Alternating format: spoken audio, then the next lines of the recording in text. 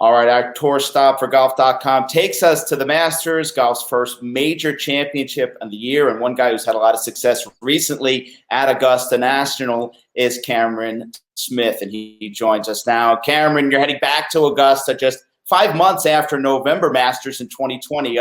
Does it feel different? Does the lead up to golf's first major of the year feel a little bit different since you were just there not too many months ago?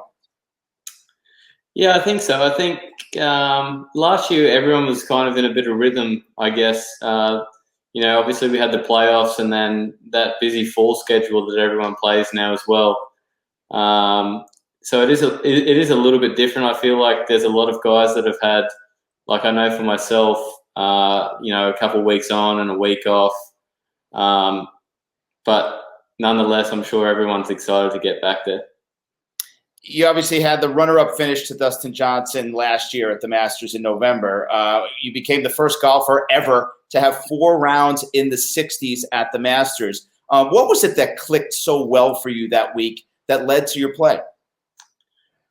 I think I drove the ball good enough to get it around. For myself, that's an area of my game that I typically struggle with. If I can get it in the fairways, generally I got a good look at birdie. And then obviously my short game last year was pretty big. I felt like I was kind of getting it up and down from everywhere and maybe stealing a shot or two around. So I'm sure the golf course will be a little bit trickier this year. I'm sure it's going to be a little bit firm and faster than what it was in November. I remember when you were told about the 4 rounds in the 60s, it was live on CBS, and you were surprised, obviously just coming off finishing runner-up with Dustin going on to win it. Curious how you left Augusta, because your score would have won all but 5 of the previous 84 Masters.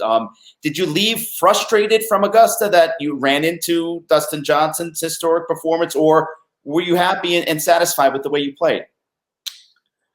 No, I was very happy with my game that whole week. I'd been playing good golf into it. I knew I had a good shot. The course really suits my eye up there. And like I said, the golf leading into it was really good. So I was excited to be there. Obviously a little bit bummed out that I didn't come away with the win, but, DJ just played too good. Curious what you learned about yourself, Cam. You were the co-leader after 2 rounds, finding yourself in contention in that situation, arguably the game's biggest tournament. What did you learn about yourself, your game, that you took away from that weekend? I guess I was just really calm on the weekend. I wasn't angst. I wasn't getting to the golf course too early. I was excited to be there, but I wasn't really excited to go and compete. I was just kind of going through the motions. Obviously, trying to put pressure on DJ on that last day, trying to make a move was a little bit different. But I just felt really calm the whole week. I felt like I was really in my element. And I was just ready to go and win. DJ just ran away with it. This will mark your 5th Masters tournament, Cam.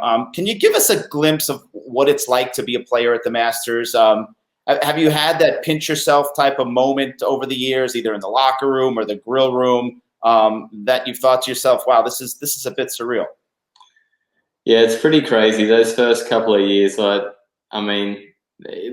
first year for myself, you've seen so many shots on TV, I guess, where people have stuffed up over the years. So the first year was me just basically crapping myself on every single shot.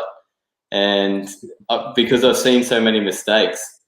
And then once I kind of got over that, just the aura of the place, the sounds that it makes when someone holds a big putt, it's like nothing else. It's pretty crazy. What will equal success for you, Cam? I mean, what type of shot do you have to execute multiple times over 4 days to give yourself a chance? I feel like when I've had success before, I just hit my driver really consistent. I hit a lot of fairways.